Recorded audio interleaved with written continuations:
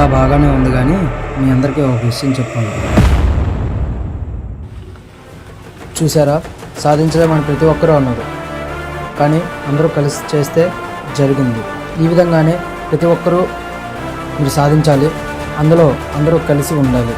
ఇదే నేను కోరుకునేది. నా ప్రోత్సాహం ఇప్పుడు మీకు ఉంటుంది.